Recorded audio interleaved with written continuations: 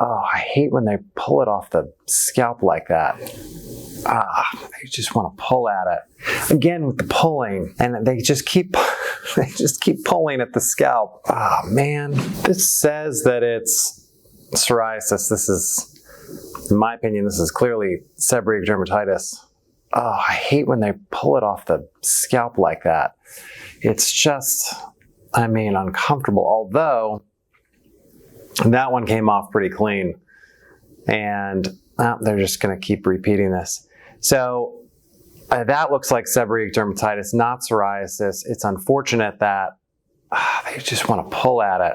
I'm always a big fan of solubilizing these types of flakes so that you don't end up with, basically, breaking the skin and creating more of an infection. So this is a buildup of skin cells, which basically gets more sebum from the scalp infiltrated between the skin cells, and you get these flakes, and they're very challenging to come off. So this is an autoimmune condition.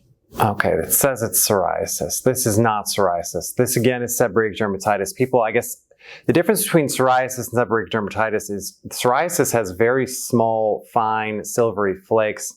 Typically, you're going to see it on the back of someone's scalp. Seborrheic dermatitis has a tendency to be on the top of the head and usually down into that frontal hairline when it gets really bad, because seborrheic dermatitis is aggravated by the amount of sebum that you're producing and the extra skin cells. It's basically getting between the skin cells. It's creating a fungal layer. It's becoming yellow because sebum typically has a yellow tint to it.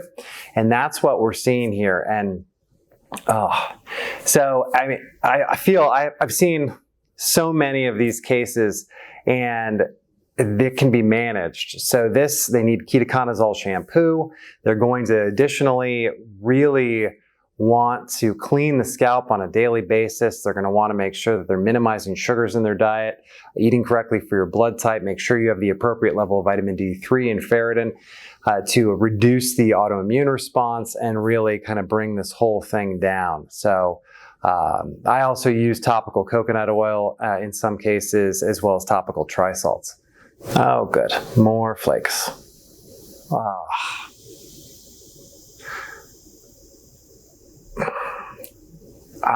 Yeah. Again with the pulling, and they just keep pulling at the scalp. I mean, your scalp is skin. You need to treat it accordingly.